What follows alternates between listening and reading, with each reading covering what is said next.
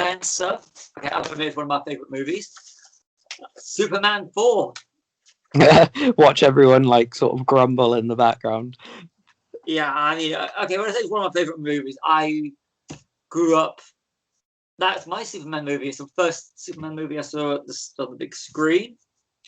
And shortly afterwards, that's when we're talking the late 80s, American comic books made its way into mainstream news agents. So I got my first ever Superman comic book around the same time as the video release of Superman 4. So what do you think of the movie? Well, I mean, there's a big like Titanic pink elephant in the room, isn't there, that we do have to acknowledge. Like, this is a bad film. Like, there's no doubt about it. But it is an extremely entertaining, enjoyable one, which gives it points in my book.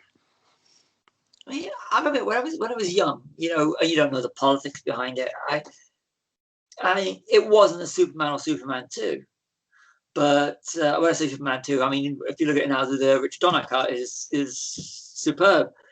And even Superman 2, Richard Lester, that was still an enjoyable movie. But Superman 3 was a mistake. It was a vehicle for Richard Pryor. And Superman 4 was Cannon Group's Golden Globus's way of trying to make money after the Salkins had got tired of it. Yeah. And if I'm right, and it's trying to find, if you look on the internet, you'll be able to find it, how it was they used a lot of the money which was set aside for Superman 4 to fund Masters of the Universe. I think it's about half the budget, was it not? It started off about 36 million, I think, and then went down to 17. Or something ridiculous like that, and hence the reusing of old shots of him flying that you see about 4 times. Well, I mean, if you look at the budgets, it went from 78. It goes from 55 million to 54 to 39 to 17, which goes along with the world box office, which is 300 million, 108 million, 59, then 15. This didn't make its movie at the world box office. I mean, it would have made it on home entertainment. But that bombed. And they were talking Superman 5 when they were making Superman 4 with all the excess material that they had. They're going to piece it together and do the foundation of another Superman movie. Unreal, isn't it? Like in today's age where you have like something like the Snyder Cut where it's not really pieced together footage. I mean, they only film like 10%, didn't they? So and then you got this great juggernaut like Superman, and they're just going off. Just use the excess footage we've got. Don't need to film new scenes. What are you talking about? I highly recommend getting the Blu-ray, the definitive box set. I mean, the extras on that are superb. I mean, yeah, they are fantastic. And it's worth watching the deleted scenes for the original Nuclear Man, which if they'd added that in, that would have made the film unwatchable in my opinion, because the first incarnation of Nuclear Man. Oh, where Clive Mantle plays him. Yeah. It just looks like a goth, doesn't it? Oh yeah, that was. I mean, I only saw that a few years ago. Those scenes, and I was like, it's terrible. Yeah. I remember seeing them on YouTube and thinking, wow, was this what? Because I think the original intention was it not to have 2 Nuclear men. Yeah. And this was presumably one of them. But I'm glad that they kept what we've got in the final cut, because I mean, he's kind of like Superman but evil, isn't he? Like Bizarro-ish. Yeah, with the 80s style mullet. Yeah, the spandex. Yeah, and the saber-tooth style claws. Yeah. I love that. I think that's quite cool, the claws. And the whole, like, the idea of him sort of shutting down when there's no sun around. Yeah, but it also makes, they got to the dark side of the moon, yet he's still active. It was all that made no sense when you get into the science of it. But then again, if you want to get into the science of stuff, there's a lot of things that don't make sense. Yeah, like people breathing in space. Yeah. Oh, that bit. That was like, when you're a kid, you don't really notice these. No, you don't. No. But when what's her name? Lacey Warfield's in space and she can still breathe.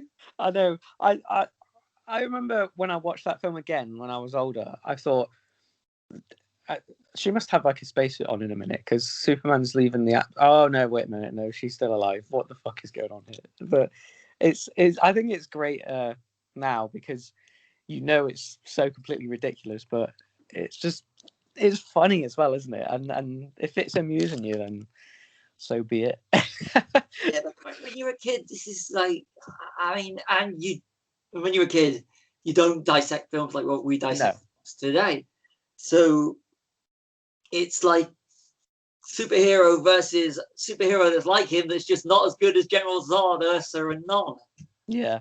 I mean, those three, if you want like Superman's equal, it's those three versus Superman. Yeah, like power level wise, definitely. Yeah. I mean, Lex Luthor's good because he's like Superman's intellectual equal, isn't he?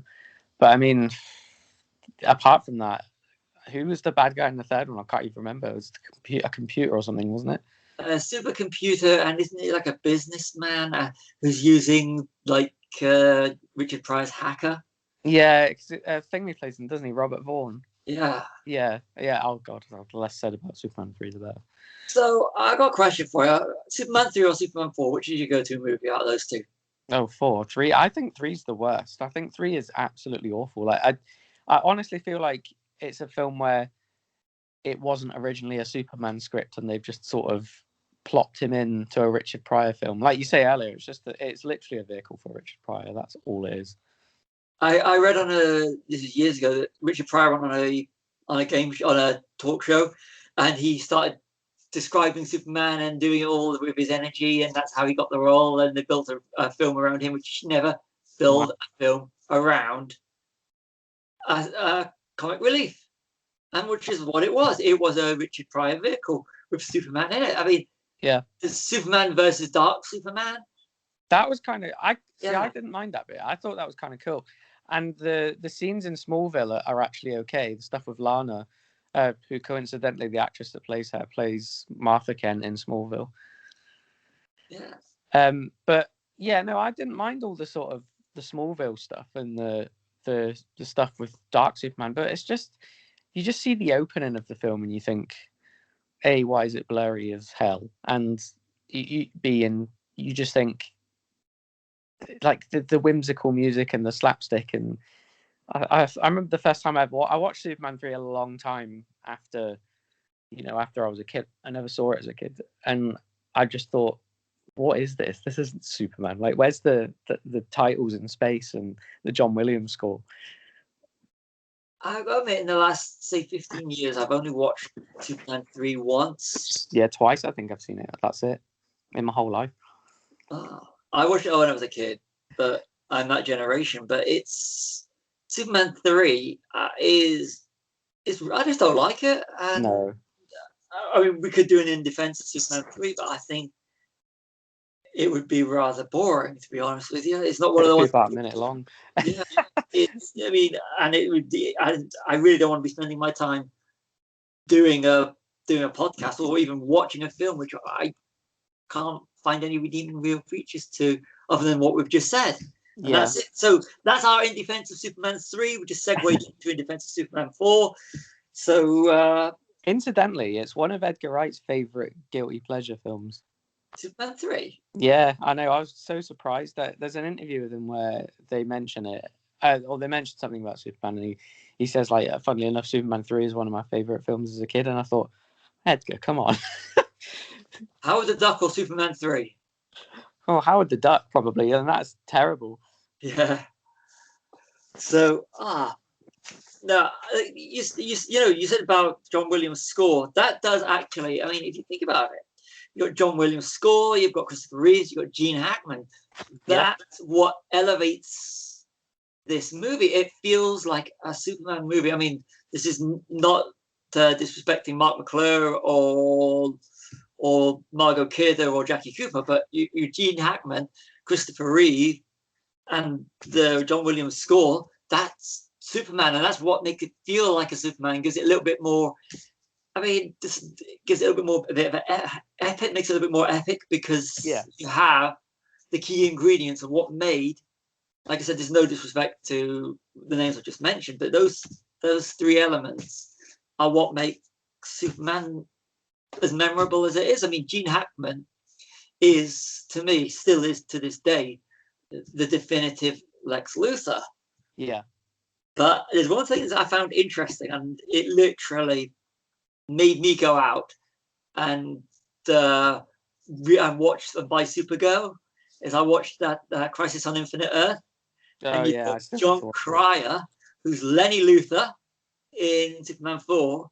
He, I don't know if he got the rub off of Gene Hackman or something, but he is a great Lex Luthor. So when I'm watching Superman 4 for the podcast, I'm like looking at him and going, there's no way he's who he is today. But John Cryer, you know, watching him in Superman 4 and then watching him in Supergirl, it's like, wow, just wow.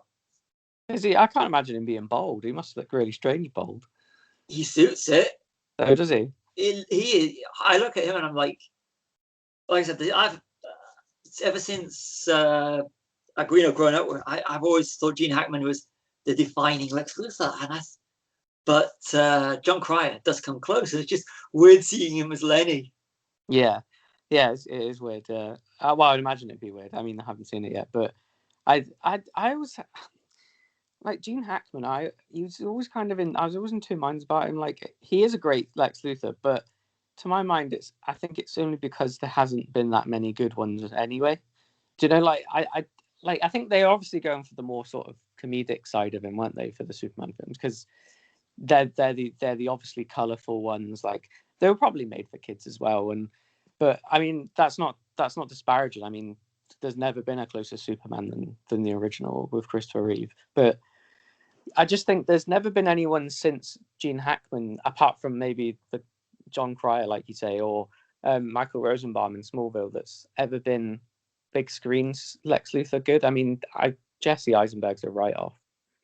Yeah, he got on. If you were given this chance to appear as Lex Luthor in a Superman movie, you'd jump at it, even if you know he's wrong casting. I would. Yeah, I know. I that's the thing, though, isn't it? It is with wrong cast. Like, you think it's just he's basically just sounds like the Joker in it.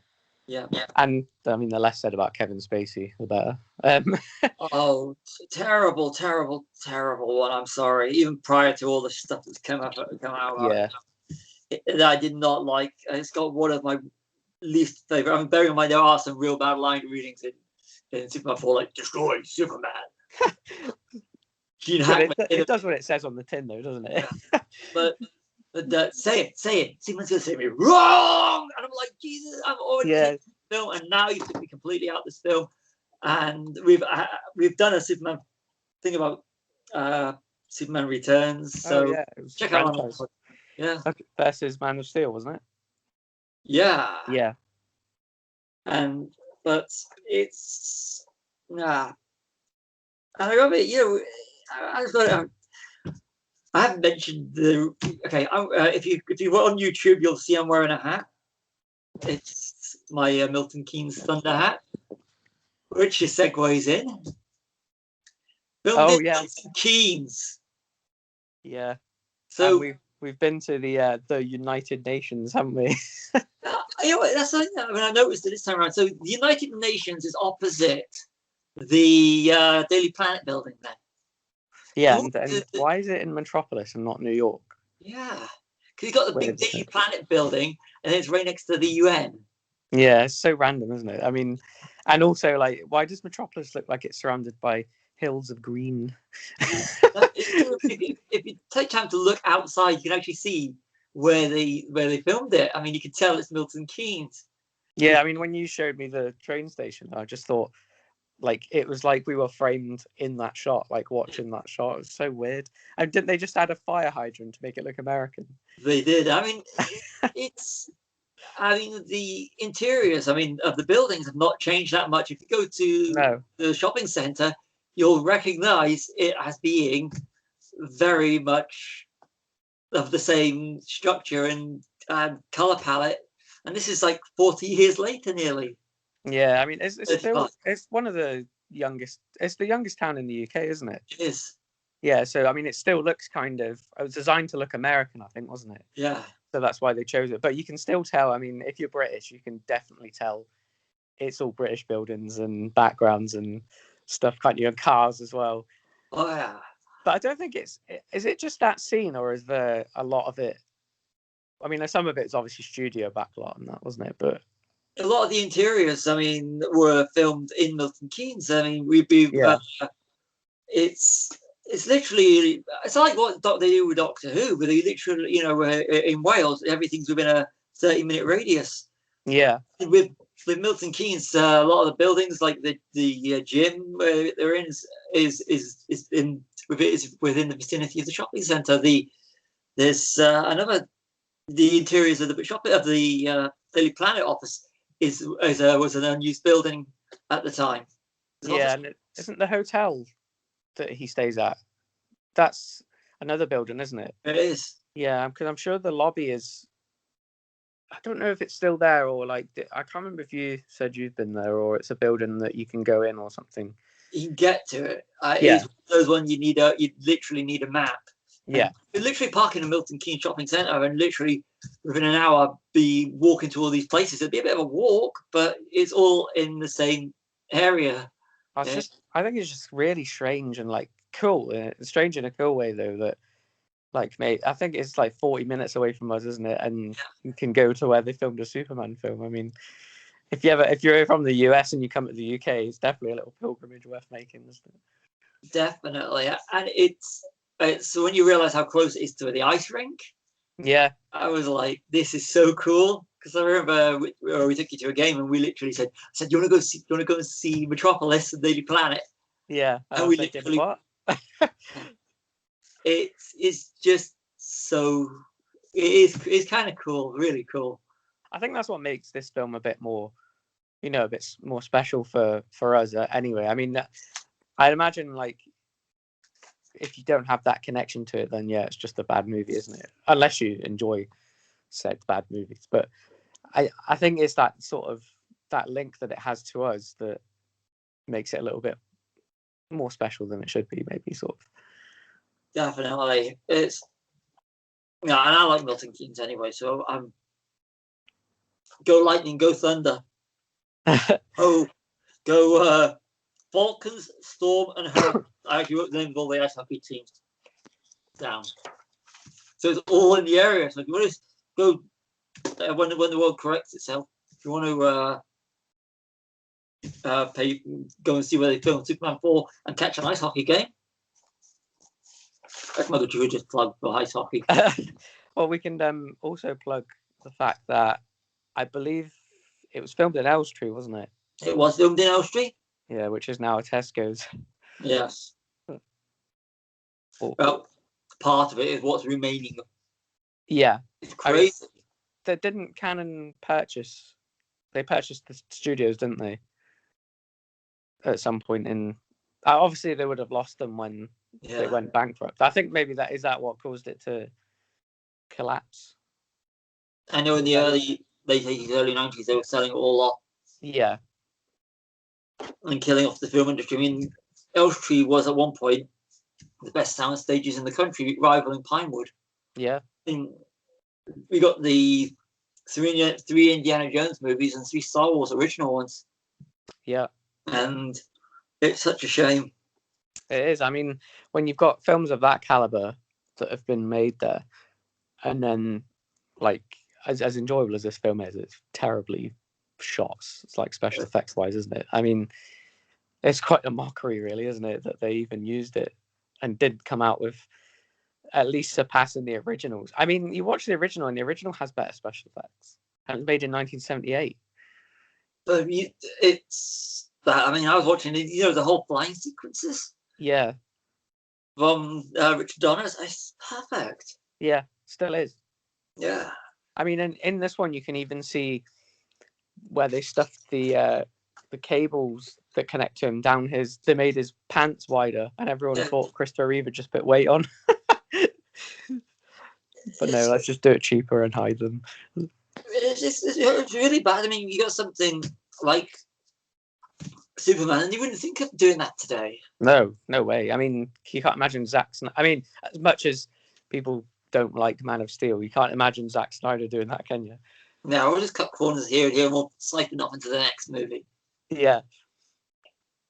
You got to remember at this time, superhero movies weren't the whole cash No. cow that they are. I mean, look at the state of Marvel in that period. Yeah. Was The Punisher out that year? 89. 89. Oh, okay. So you still got 2 years till Batman as well, haven't you? So Yeah. So whoever's having Marvel having their thing, DC having their thing. Superhero movies from 87, Superman 4. yeah.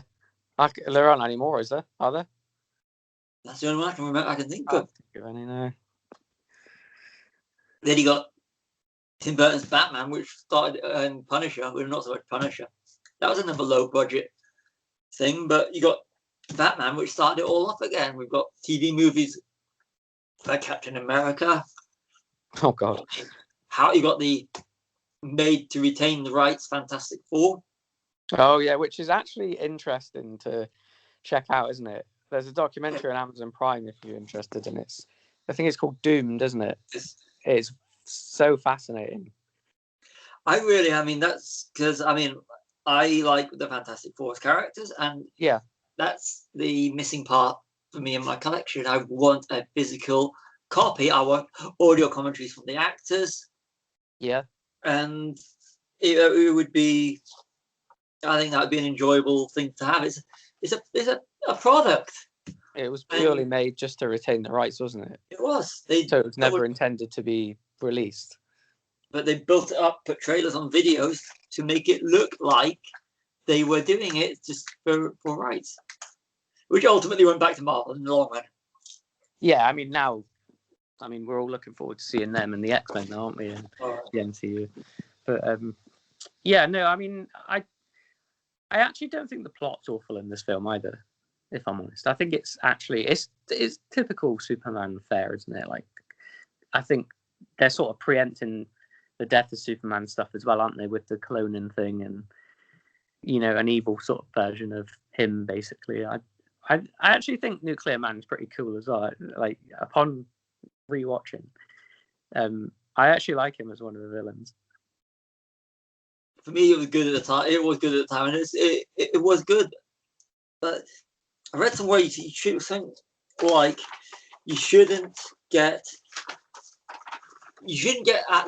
have Superman asking to do what he could do. Yeah. So Superman asking if he can rid the world of nuclear bombs when he could do it, and you're getting into a real strange area. It's one of the things Superman should never do. He does. Yeah. He is actually directly interfering with human life, and Jor-El warned him about that. Yeah, and then he went back in time. Yeah. But no, I agree with that. I mean, I've seen a few videos on YouTube about, like, the real world politics of if that happened, like how many invasions of other countries would happen and destabilization of certain states, because, like, as bad as nuclear weapons are, they're used to keep other nations in check. Yeah. Aren't they, essentially? I mean, so Superman then removes the status quo. But then I suppose the argument is, if he's removing it, then he is the status quo. Like, you wouldn't, you'd just be like, send the big guy in, wouldn't you? Which segues me on to something I didn't actually realize until watching it this time. Yeah. What Superman does, that makes him Dr. Manhattan. Yeah. Yeah, it does, essentially. Now, what was it, about 85, 86? I think it was 85. Watchmen was 6, I think. Published, so it predates Superman. Yeah, by a year. Oh, so you got nuclear disarmament politics in the Watchmen. Yeah. Where Ozymandias, spoilers, if you haven't seen Watchmen, Ozymandias creates a fake catastrophe to unite the world to stop nuclear war.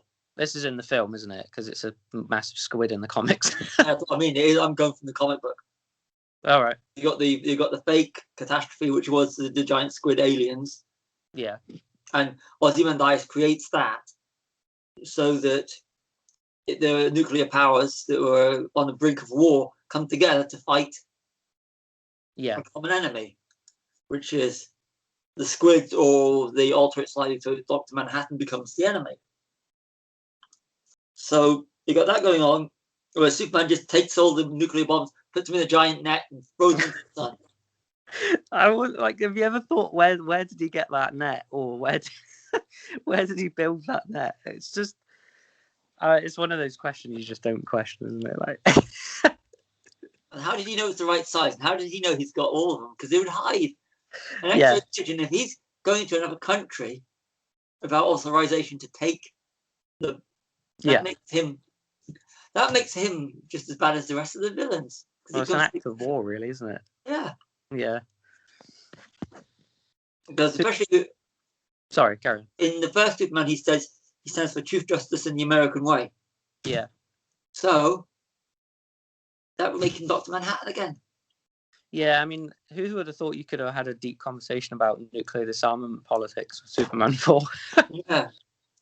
But yeah, I mean, it's called the Quest of Peace, isn't it? I think, like, it wasn't Christopher Reeve was one of the writers, wasn't he? That was one of his sort of requests, wasn't it, that they do his story.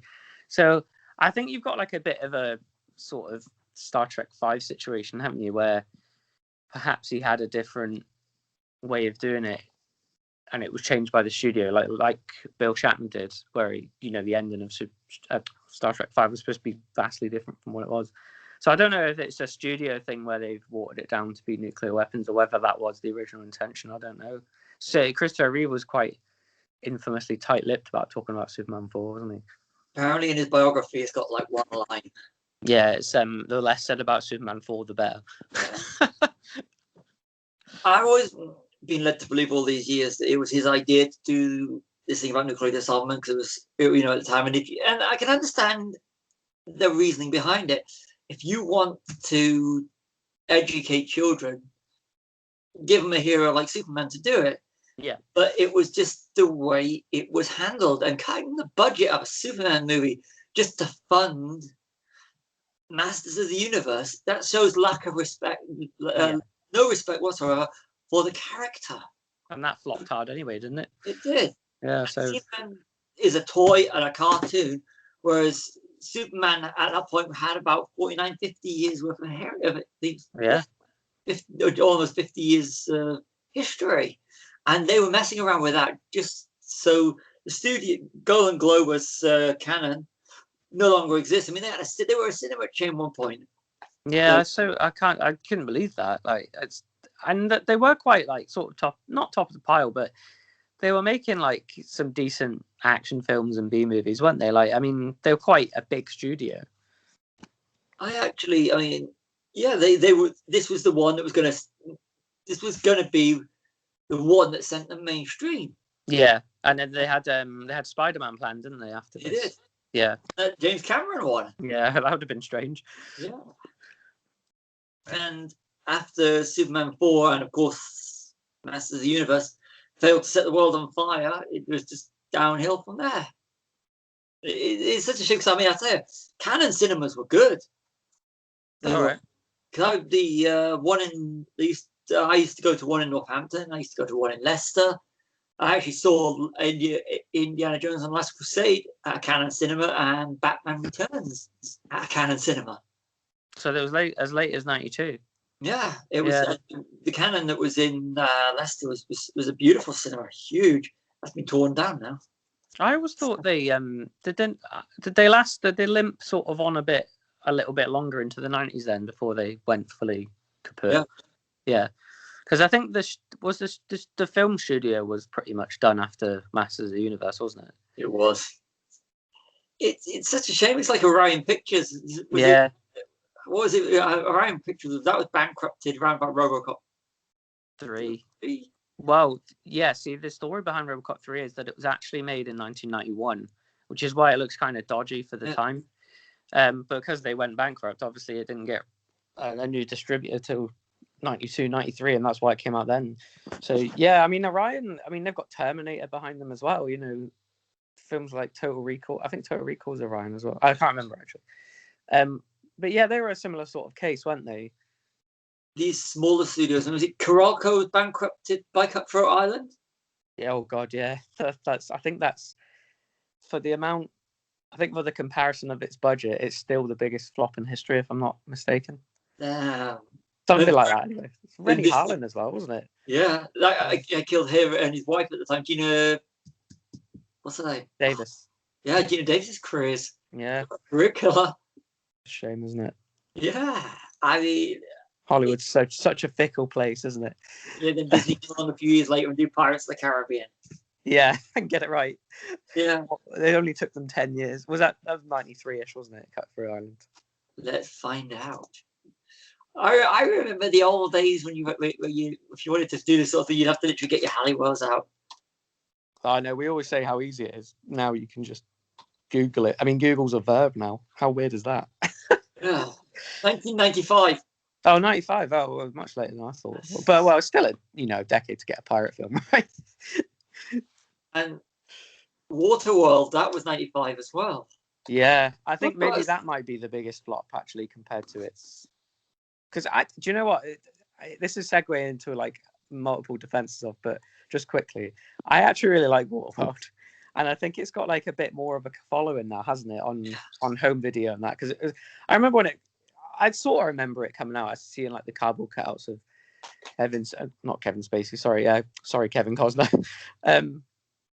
Like, in my local video shops and that. And like, I remember it was selling quite well on video, and obviously like Arrow did a beautiful Blu-ray presentation of it as well. And it feels like one of those films that's sort of made to fail but succeed later, isn't it? Like The Thing and Blade Runner and stuff like that. But that's my 2 pence on Waterworld. That might be a future episode. That's good. I've only seen bits of it because it came out in 95, and 95, Yeah. of course, you got Under Siege 2 for me. Oh, good I one. know it's a terrible. That was our first audio commentary. It is. Good, a little plug there. And Yeah. you got Apollo 13, Yeah. and Die Hard with a Vengeance, Yeah, and Forever. Batman Forever. Yeah, who could forget that? So we'll have to do one on and in defense of one of those Batman films. Batman's. Yeah, good God. I think, weirdly enough, though, Batman and Robin's sort of like a segue into this, because it's a decade later, and again, it killed the superhero franchise. And I don't know what it is with Seven as a decade. It's just, I don't know. I mean, it's kind of reminds me of this a little bit, because again, like years later, it's not. I keep saying again, it's not. It's a completely awful film, but you can get enjoyment from watching these films, can't you? I mean, that's the whole argument behind Superman 4 being. I would always say include it in your collection, because it's, as we're going to go into, it's good fun. Yeah, it's kind of weird. That's you saying 7, so you got 87 to 97. That's a whole period. That's a lifetime for comic book movies. And you got from 87 to 97. Then you got The Death. Yeah. Then you got 2008 or 2000. I'd say 2005. Yeah, Batman Begins maybe could be responsible a little bit. Is it 2007 or 2008, which was Iron Man. Batman Dark Knight was? Oh, yeah, 2008. Sorry, yeah. And So then you got 2012 was Dark Knight Rises, I believe. Yeah, so you got 2008, which was Dark Knight, which is also the same year as Iron Man. So you got 2008. You got the two. You've got Batman hitting his element and getting a bigger audience for comic book movies. At the same time, you've got Iron Man and Jon Favreau creating the MCU. Yeah, and talking of the MCU, I think it's strange that, you mentioned that decade gap between 87 and 97, where there's hardly really any superhero films. That's the entire length of the MCU, the Infinity Saga. Yeah. Because you feel like 10 years now would be an unacceptable gap, wouldn't it? Yeah. It got me curious, and this is one of the things which I'd like to do one day is count up the amount of superhero films we can actually work out that have been made since 2008. Yeah. Because everything goes in cycles, and this, because they keep reinventing themselves, we're getting to a point where I thought that we would have this would have been a cycle that would have been finished at least 3 or 4 years ago. Yeah, I did as well, actually. But they managed to keep reinventing themselves. Yeah, well, I think that's the genius behind Marvel as well. Like they do it in phases, so like literally breaking up each part of the story, and it helps to digest the whole thing easy. I mean, look at the state of the DCU, because they just went too quickly into Justice League. It was just inevitably not going to work because you hadn't been introduced to anyone. Like Suicide Squad was bad because you didn't get to know any of these villains before you got them as a team. Whereas Marvel, you got individual films leading up to the team up, which is how it should be. Like I can imagine, like I would have loved to have seen a Christopher Reeve, Michael Keaton shared universe. That would have been fantastic. I completely agree with you on that one. Michael Keaton and Christopher Reeve, that would have been. I mean, Gene Hackman and Jack Nicholson as well. I mean, that would have blown. That would have blown everything out of the water. That would have just go with that. That's fantasy level. Yes, that's like, you get like fantasy baseball. This is like fantasy movie making. Well, that would have been. I mean, you have the emotional connection there. Yeah. It's even today when I'm watching Superman, I'm like, that is Superman, even though it's a terrible film. That is Superman, Christopher Reeve. And when I watch Batman, when we did the track for Batman, I mean, Michael Keaton to me, I mean, it still is Batman. Yeah, that's the thing. There's like the continuities there, even with the bad films. Like apart from obviously the Batmans, because they change after Returns, don't they? But at least with the Christopher Reeve Superman cycle, it's him all the way through. At least you can connect with that character, at least if nothing else is any good. And then obviously you've got Gene Hackman's back, isn't he, in this one? So there's more Lex Luthor this time, which is good, instead of just some random computer evil guy. Yeah, and he, even though it's a terrible script, he does elevate it. Yeah, and he looks like he had fun as well, doesn't he? Yeah.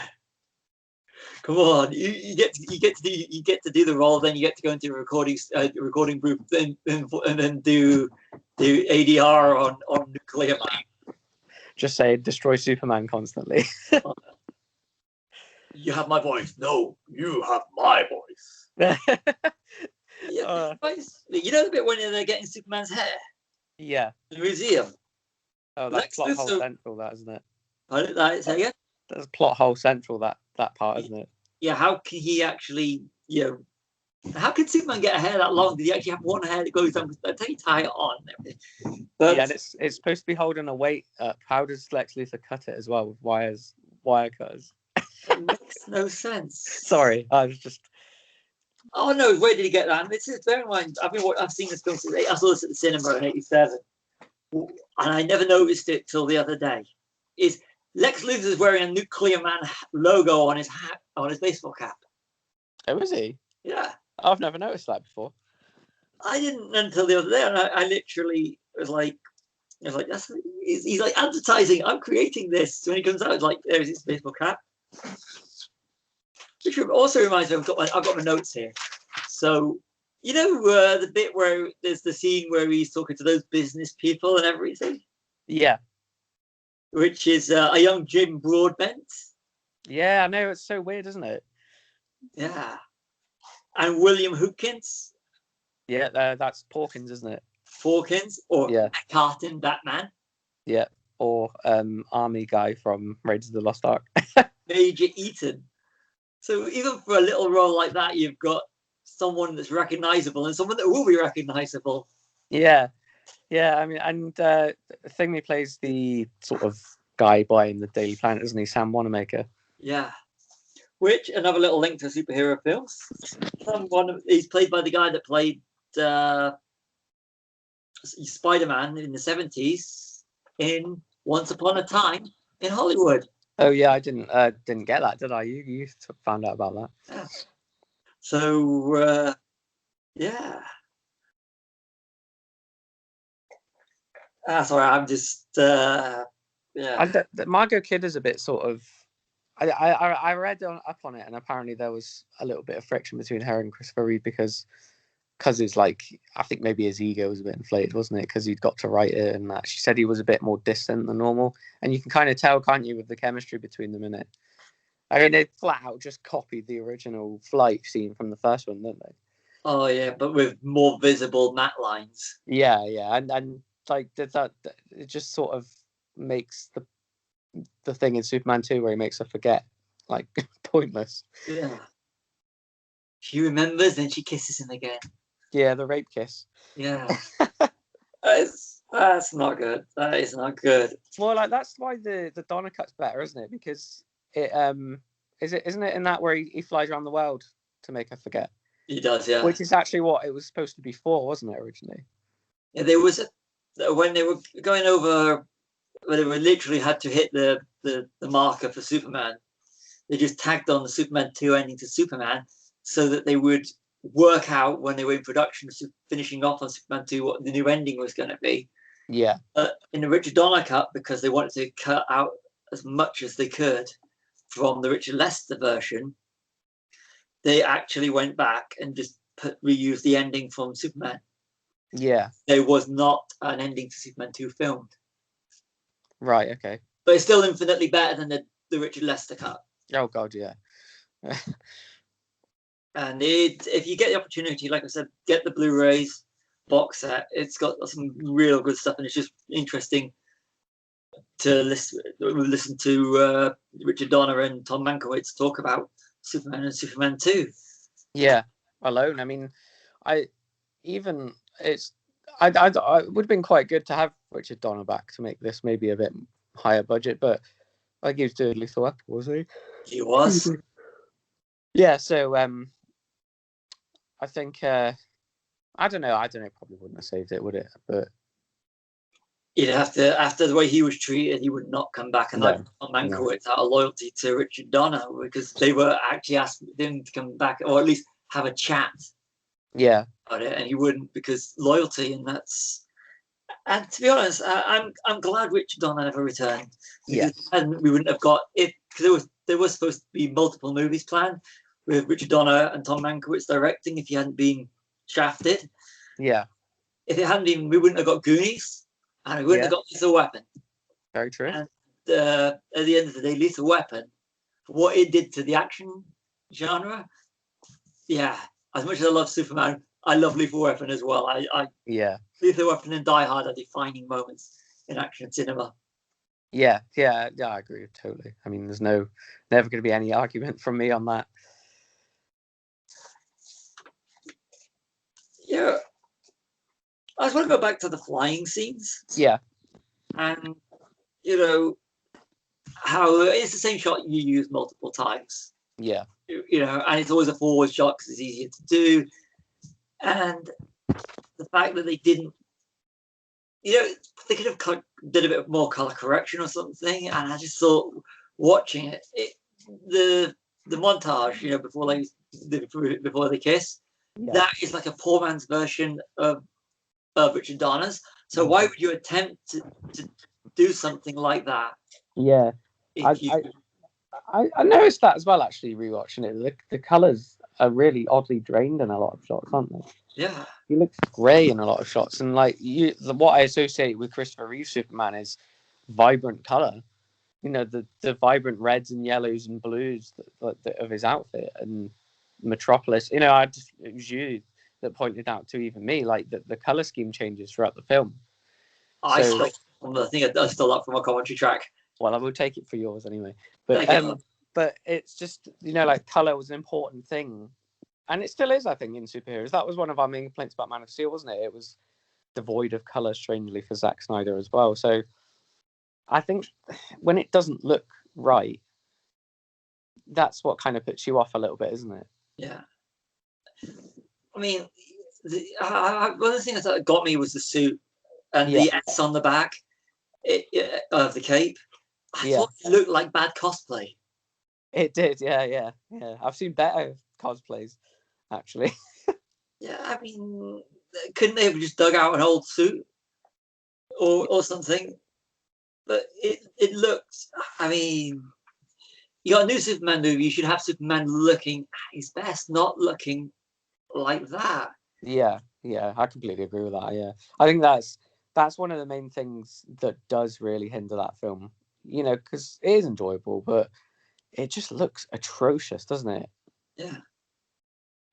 And it goes, like I said, we said at the start, it's John Williams' music adds to it, makes it look like it's got more of a budget. And Gene Hackman and Christopher Reeve, you take that, you replace those with any two actors and do the same film, we wouldn't be here thinking so highly of it. It's because those two over anyone are the reasons why it makes it look a little bit more than the 17 million movie. Yeah. I mean, I think it was obviously John Williams' like original arrangement, wasn't it? But I think Alexander Courage did the theme, didn't he? Who is the Star Trek guy? So he's he's good at composing.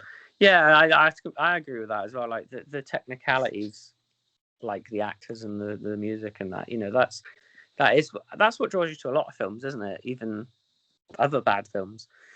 But yeah, it's so disappointing that the special effect. I mean, even Batman and Robin, like it's bad, and there's no doubt about it. But it looks quite colourful, doesn't it? It's quite unique looking. Like Gotham City looks different at least. Whereas here, it's just, which Superman film did they reuse that shot from? I mean, Batman and Robin can be excused, just as Batman Forever can be excused, because it was to sell Happy Meals. Yeah, which it did. Yeah, because no one's going to buy Happy Meals based on Batman Returns. No, even though they bought toys based on RoboCop and Friday the 13th and all that, but that's a different issue. Whereas there's no excuse. No. I mean, because I started watching bits of Superman and Superman 2 afterwards, and whereas like Superman 4 is a guilty pleasure, you watch Superman, and I still maintain Richard Donner's Superman is it's the godfather of everything. Of course it is, superheroes, and to go from that and having Quest for Peace is Christopher Reeve's last outing, yet we still, even though he's done, I'm going to call it 1.5, the Dick Donner cut being the half. Yeah.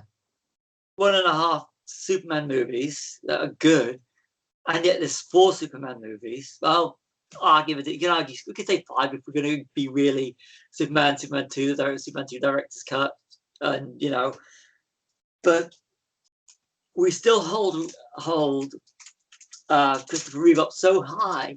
Yeah.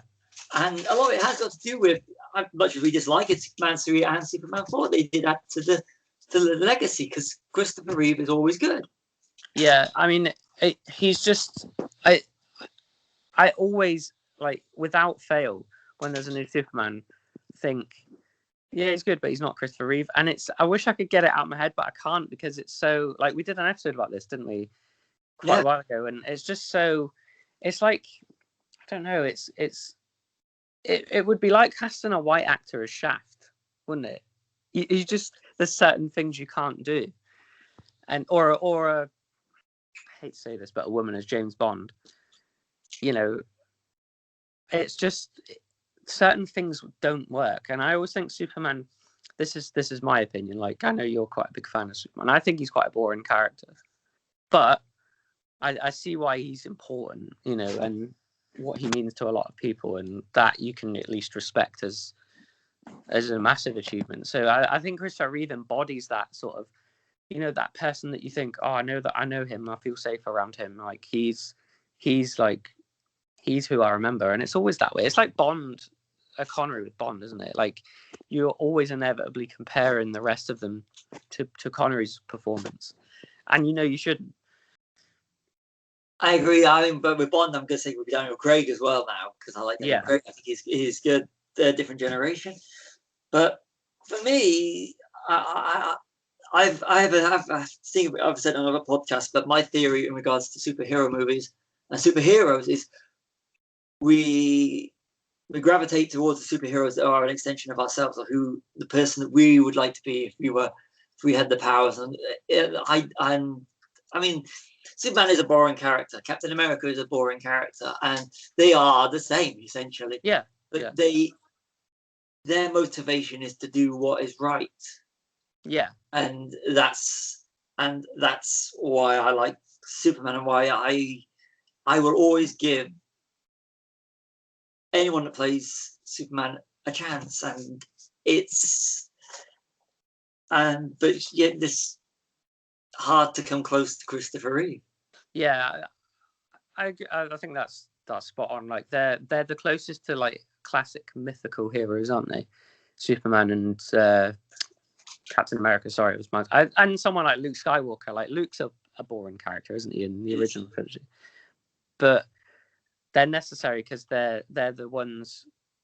You know, they're the entry point for the audience, aren't they? Because I mean, we're essentially boring, aren't we? Like compared to superheroes, we're boring, and you know, mythic heroes. So our entry point has to be like us a little bit. I mean, and Superman kind of does fill that double sort of. That's a double role for him as well, because he's trying to fit in as a human as well. So you relate to that on the sense that you're human, and also there's the immigrant metaphor as well, isn't there? So I think he's a little bit more interesting than other boring main characters. Let me say that. Yeah. Superman, and I read this, and it's true. Whereas most heroes put on a cape and become a superhero, Superman takes off his cape, and Clark Kent is his disguise. That's from Kill Bill. Ah, I knew I stole it from somewhere. Yeah, Clark Kent's the alter ego. Yeah, that's completely true. I mean, you can't think of any other superhero that's true, or can you, offhand? So, yeah, I in that sense, yeah, maybe he is a bit more interesting. I'm probably going to get punched in the face for saying Superman's boring, but hey ho. Yeah, everyone's entitled to their opinion. That's why we do these podcasts that are not going to be here spending it for an hour or so slagging it off. That's another podcast. No, because it's like we've said it about 4,000 times now, but this film is extremely enjoyable, isn't it? It is. Like you can watch it again. I will watch it again and again over some, you know, the frequency that I watch some serious films, you know, quote unquote serious. Yeah. So I mean, if that's any criteria to go by, then isn't it successful in that way? I mean, something like Street Fighter as well. It's a terrible film, but goddamn if it's not enjoyable, you know, when you've had a few beers and, you know, watching people like Van Damme saying silly lines and you want to stay, yeah, want to come and fight with me, now let's go kick somebody's ass. I love that. Who doesn't like that? Yeah, that's great, isn't it? And it's quotable. Yeah, so destroy Superman. Yeah. I've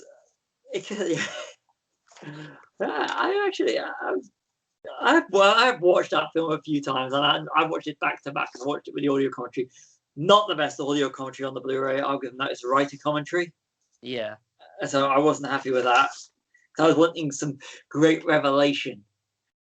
See, Batman and Robin's got a good audio commentary. Which one? There's one with Joel Schumacher basically just apologizing constantly throughout. I think I'm going to have to put that in the player because it's quite good from what I remember. Like you do get anecdotes about this because we've said this before, haven't we? That boring commentaries are like commentaries where they just talk about special effects constantly, or they don't tell any stories, or there's dead air. Yeah. You know, so yeah, that's a shame. I was expecting a good one for this as well. So was I. Oh, you said about dead air. There's that moment in there we're watching Batman audio commentary. Could you just plug again? We just ended up watching a little bit for a few minutes. Yeah, and didn't realise we were doing it. It's such a good film. Okay, I'm going to do another gratuitous plug for it. Go through our podcast and have a look for the Batman audio commentary. It's actually got some really insightful things, even by our standards. Yeah, 100%. I think we'll have to do one for this as well. Oh yes, I'm up for that. I am well up for that. I just want to point one last little thing out. Well, actually, two things I've noticed that we uncovered. His end speech about peace. Yeah, isn't it a paraphrase of an Eisenhower speech, is it? I'm not sure about it. About the peace, about if people want peace badly, give it to them, or something like that. Basically, yeah, it's like, you know, when you want to be there.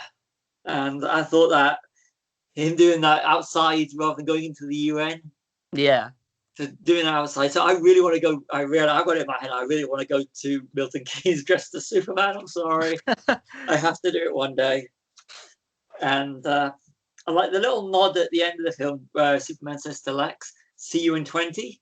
Yeah, and he literally, I think the next time you see them is 2006, isn't it? 19 years later. Yeah. And it's just such a shame that it's that film was right. Superman Returns could have been great, but it wasn't. But at least we've got our four Christopher Reeve films of varying degrees of greatness. Yeah. I mean, you still wouldn't trade them in for the world because Christopher Reeve's in them. You know, it's kind of like a bad Terminator movie if it's still got Arnie in it. Oh, you know, it's not. It's got a saving grace at least, so I might as well add it to the collection. I'm actually, it'd be like having the 3 original Batman movies and not having the 4th one because it's terrible. You want it there just so that you can pick it up. And I have picked up Batman and Robin a few times. Yeah.